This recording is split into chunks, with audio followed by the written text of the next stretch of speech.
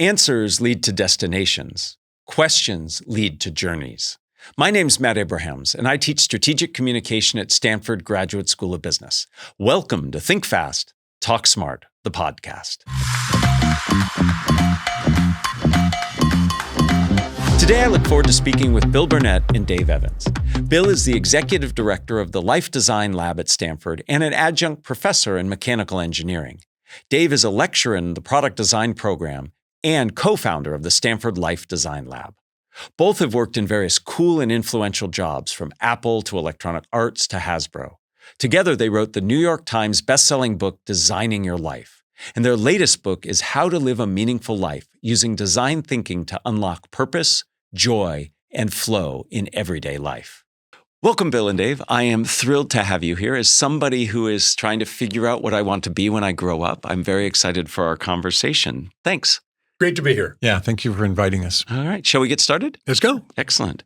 So, Dave, your new book provides useful tools for living a meaningful life. How do you and Bill define meaning and purpose? And why do you write that we don't need to know our true purpose after all?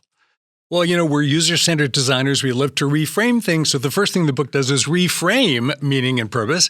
And so we're not after finding the meaning of your life or your one true purpose, because we define the human being as a becoming. We're all a dynamic, flowing, constantly changing thing. So how could a changing thing have one static right answer? We encourage people to live meaningfully and direct their lives purposefully. And we've got some tools for how to do that. But we want you to be going the right direction, not find the right destination. I love that idea, and making those words adverbs can really help. Give me an example of living life purposefully. Well, we talk about coherency a lot, and the whole idea is who I am and what I believe and what I'm doing in alignment. One of our tools is called a coherency sighting. So we have a compass tool that helps you figure that out and write it down in less than 3 pages. And then you can catch yourself in the act of acting just like yourself. So this morning, I'm having a very coherent moment talking to Matt because he's interested in the same things we are and communicating to people, which is what we do. So, man, I'm right on target right now. So it's about reflecting and knowing your purpose. And from that, you can then assess if you're in line or not. Right. Compasses say north, not Seattle. So am I going north? I'm doing the right thing. Bill, your work in both your books focuses on design thinking. We've talked about design thinking on the show before, but for those who aren't familiar with it, can you define what you mean by design thinking? What are some of the core concepts that you employ? It was the idea of taking engineering and adding in psychology, anthropology, and art, because we should make beautiful things. But it was always rooted in the notion that you talk to humans about what they need, and you try to understand them using anthropological tools like ethnography and other things. So we boiled it down to a 5-step process. Don't start with the problem, start with people. Empathy is the first step in design thinking. Then define the right problem, because oftentimes the problem you got is the wrong thing. It doesn't respond to the human need. Then have lots of ideas, because we know as designers that if you have lots of ideas, you have better choices. And then prototype and test. Relentlessly test your hypothesis about the user with a prototype. A prototype's not to prove you're right or wrong. It's just to explore the idea, and then test, and then refine it, and test and refine it. So it's a very empirical, human-centered process. I took a full-time position here at Stanford in 2006, but I'd been teaching design to design students for a long time. When Dave came over in 2007 and proposed, hey, let's do a class for the students. Are they struggling to launch? Are they concerned about meaning and purpose? I said, absolutely. And it seemed to me like it was a design problem. We could prototype your future. We could interrogate what do I need? Empathy for me, empathy for the world. What does the world need? So the whole idea of using design thinking for life design just fell into place very quickly, and the students really responded. I think it's a wonderful toolkit to look at purpose and meaning. Yeah. And I have benefited from it, from the work you've done in my own life and my own searching. In your book, Designing for Life, Dave, you leverage one of the tenets of design thinking when you advocate for prototyping conversations to gather data. What are prototyping conversations, and what are some of the best practices for having them? So again, as Bill just described in design thinking, a prototype's job is to ask an interesting question and learn your way forward. And I'm trying to design this thing called the future. I don't have any data, so you can't analyze it. So we have a very, very hands-on, empirical, bottom-up process that talks about gathering data through experiences. And if I'm trying to design my life, I'm thinking about ways people live. oh, I can go visit the future by sitting down with a person who's doing the kind of thing or living the kind of lifestyle or believing the kind of thoughts that I'm contemplating, considering, so I could visit the future by entering into their story. So a life prototype is a conversation or an experience. And importantly, it's not a transactional one like, well, how much money do you make and do I need an MBA or not? Those are interesting questions about the transaction of do I want to become Professor Matt. But what I realized was, so wow, you communicate about communicating. How's that for you? That's the narrative story of the experience you're having. And we know neuroscientifically now that if I actually get into your story, I'm actually having an experience walking along with you. Surrogation as opposed to simulation, according to Dan Gilbert at Harvard. If I live into your life a little bit, I really can understand things differently than just reading data. Thank you for sharing what you mean by prototyping conversations. Bill, I want to talk about another concept that I really find interesting, which is the idea of an Odyssey plan. Yeah. What is an Odyssey plan? How should we develop them? And how do we best then communicate? Right. Well, I mentioned that, one of the steps in the design process is ideation, having lots of ideas. And we know from lots of research from the business world that if you have a binary decision, an A-B decision, you make a bad decision more than 50% of the time. So have more than two. We do 3 Odysseys, and there are 3 explorations of the next 5 years of your life. What might that be like? And typically Odyssey 1 is whatever you're doing now, and it just goes great for the first 5 years. Odyssey 2, we sort of suggest, hey, what's your plan B? A, I just took that job, and that life is gone. You need a plan B. And then the wild card plan, the third plan is, what would you do if you had all the money and the resources that you needed, and no one would say, well, that's a stupid thing. Why are you leaving a position at Stanford to go, be a clown at Cirque du Soleil? Matt, that's crazy. So all your friends would say, whatever you're doing is great. Because a lot of times people, the social pressure of staying in their lane is so powerful that they can't even ideate about something different. So the idea is it's 3 ideations, 3 completely different lives played out in 5 years, and not just work stuff, but life stuff and family stuff and your bucket list and everything else. And we find when people do 3, not 1 or 2, it really opens up the possibilities of what could happen in the next 5 years. Now, we're not suggesting that you pick one. They're not truly plans. They're really just good ideas. And then one of the things we do is we say, okay, pick 1 or pick 2 of those futures and write me a story. Hey, it's 4 or 5 years from now. I say, hey, Matt, how you doing? I ran into you at Starbucks. How are you doing? You say, I'm great. I go, hey, what happened with that Odyssey? And then you tell me. So you actually write a letter from the future back to yourself about what that Odyssey was like. We find that sometimes it's challenging for people to think of 3 things, but once they've actually got it and they get into it, developing these lives really changes their perspective on what's possible. And that's all we're trying to do is open up the solution space. Bill, I want to go back to this idea of meaning. You both articulate 4 key components of meaning making. I'd love to hear more detail about those. Well, we start with this idea of coherence, and we have a little tool, as Dave said. We build a compass, who you are, what's your story, what do you think, what's your theory of work, and what's your theory of everything, the sort of transcendent. So coherence is the first part. Wonder is sort of the second step. Wonder we describe as curiosity plus mystery, like there's mystery in the world, right? Yeah. And so walking around the world with a sense of wonder, and then the idea of flow that we propose in the book. We live in 2 worlds: the transactional world of getting stuff done, which is great, and then right underneath that, kind of like an aquifer below the surface, is the flow world, where actually the flow world is where you will experience meaning. Right. And so we now think there are 3 kinds of community. There's social community where we gather to have a good time, collaborative community where we gather to get something done, which most of your colleagues help us do over at the GSB, and there's a formative community where we are becoming together. And that's a fundamental shift. What we're finding is the overwhelming majority of modern people have lots of social and tons of collaborative community, which is wonderful. Getting something done together is very life-giving, but it's not the same as becoming together. So it's not, did you get it done, Matt? Or how are we going to do this together? Or wasn't it great when we won? It's like, so are you moving toward the better Bill? And that conversation we call the formative community. We have some tips for how to do that, and it's very life-giving. I want to come back to those tips. I'm in the process of building one of those formative communities, and I really appreciate how you delineate the different types of community. The more I do the work I do in communication, the more important I see both context and community being. Share with us the wonder activity, if you could. We have a number of tools for each of these things, but the first one is put on your wonder glasses. Okay. And put on your wonder glasses means you could sit anywhere and first of all, you look around the room with your regular glasses on. You just see the way the world is. Like, I'm in the studio and there's Gordon, he's working behind the desk, and and what do I notice? And then I see what's going on, and then I go, oh, the broom is next to the door. I wonder if that was forgotten. And so my eye naturally goes to things that want to turn into tasks. Mm-hmm. So suddenly my natural glasses sees the transactional world and what I need to go do next. And I go, thank you very much. Now take another look. And just notice, and then what else comes to mind? And then I see this other really nice chair 2 clicks over from the broom. And I'm thinking, that's an empty chair. And then my wonder glasses look on like, what else am I missing? What else? What do I wonder? I wonder who might sit in that chair next.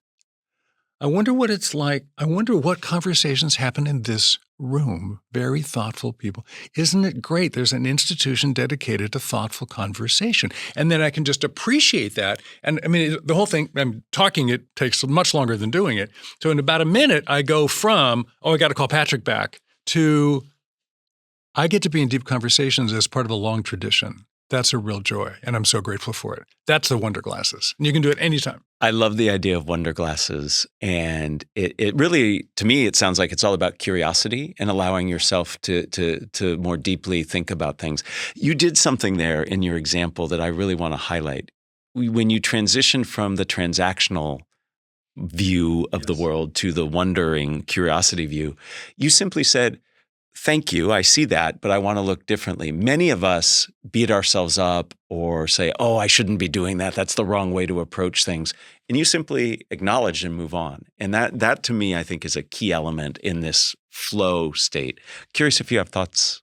Well, again, we have this framing that so many people came to us, we redesigned our lives, but it's still not as fulfilling or meaningful as I thought. What did I do wrong? We go, oh, we got that problem. So that's where this recent book came from. And as we listened to them, they overwhelmingly described lives lived entirely in the transactional world. Now, there is only one world, but our brains can't handle the whole thing all at once. We have modalities.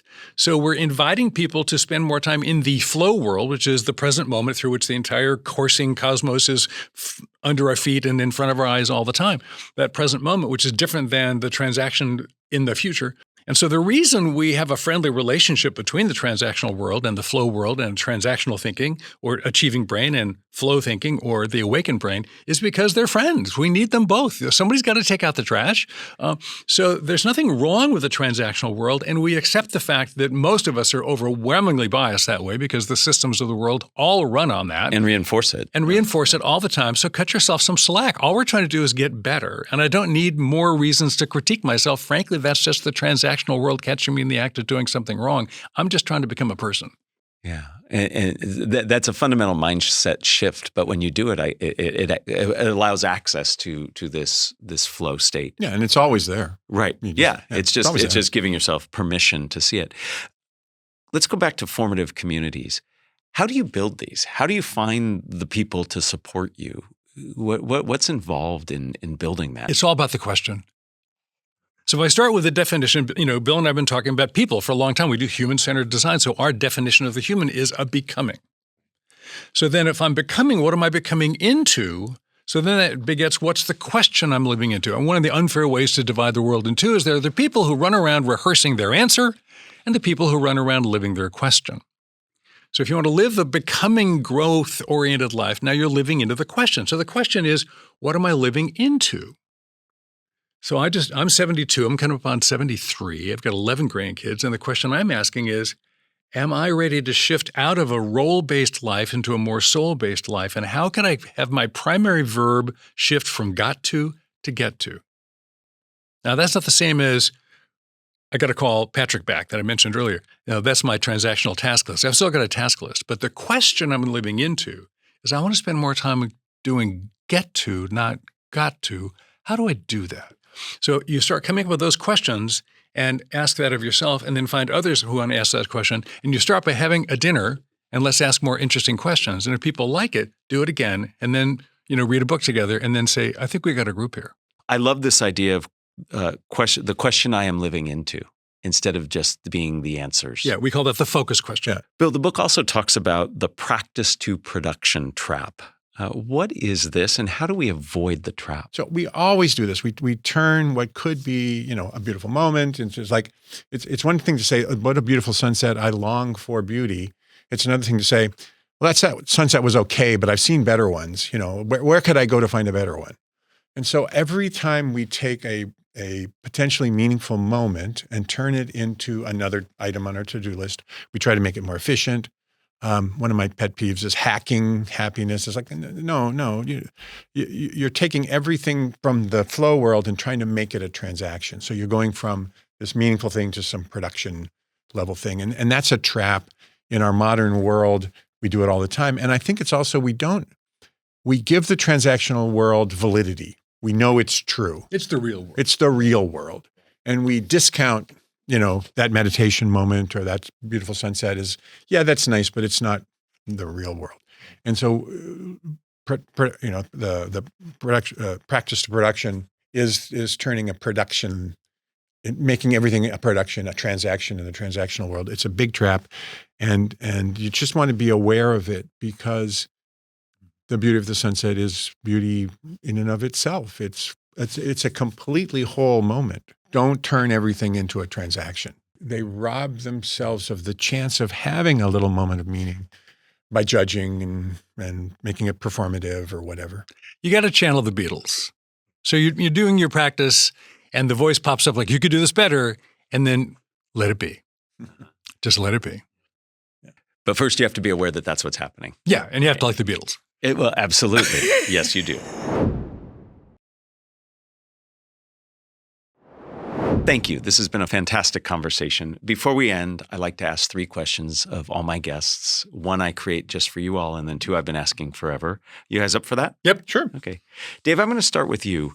You both have been communicating about finding meaning, purpose in life for a long time. What are some best practices you have found for helping communicate your messages clearly? We've seen it play out here. You give lots of examples. You bring lots of energy. Talk to me about how you strategically think about how you communicate your messages. We're narrative animals. It's about the listener, the user, the reader. It's about the reader. It's about the reader. It's about the reader. It's not about you. Right. And the last thing is they never know what you don't say. Yeah. It's about the user. Keep it a story, and don't worry about the stuff you're not saying. Many of the listeners have heard me say this before. A piece of advice my mother unfortunately has to constantly remind me of is tell the time, don't build the clock. You don't have to say. That's a good one. Shoot, I love building the clock. Yeah. Well, that's the problem. Yeah. Especially academics, right? Yeah. We love that. So thank you for that. I'd love to hear from both of you, and we'll start with you, Bill. Who's a communicator that you admire and why? Sir Ken Robinson, who I think still has one of the most popular TED Talks ever. Yes. And he was an educator and was communicating about education and the importance of creativity in education. So I loved his message. And he was funny and self-deprecating, and he's just a fantastic communicator. And then Richard Feynman, who is probably the only guy who could ever explain physics to me in a way I could understand. And he did all the math and all the equations, but he made it a story. Dave, how about you? Who's a communicator you admire and why?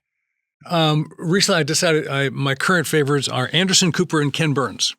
Okay. And that would be an interesting conversation to watch. Well, and Anderson just had Ken on his show. Oh, fantastic. Because Anderson's now doing a thing on grief, and I'm kind of good at grief, as it turns out, because I've had too much practice. But nonetheless, Anderson is a lovely journalist and gets to the story.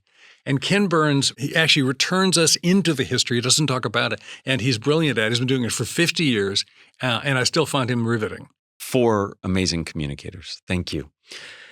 Bill, we heard Dave's answer, which essentially was 3 key ingredients to successful communication. I'm curious to get what are the first 3 ingredients that go into a successful communication recipe? Well, when I first heard that question, I was thinking more about one-on-one communication, particularly like communicating with my wife or communicating with a friend. And so it was empathy. Yes. Because that's where designers start, right?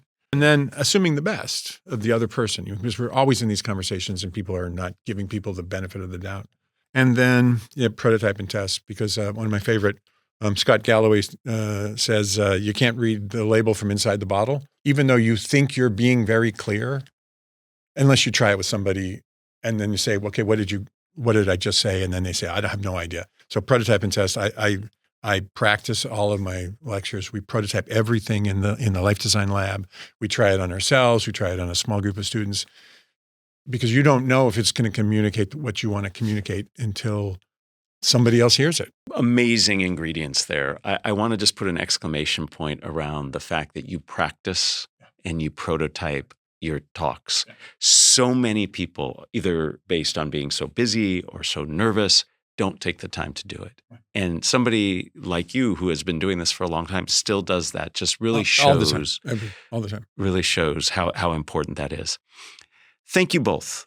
The idea that when we communicate, we give people an entire experience. You have given us a very meaningful experience. This idea of role to soul, I really like. We all have that opportunity to go deeper, to be in that moment. And the tools you provide to help us figure out how to live purposefully and meaningfully really, really hit home for me and hopefully for all of our listeners. Best of luck with your new book, How to Live a Meaningful Life. Thanks for being here. Matt, thanks so much. Thank you.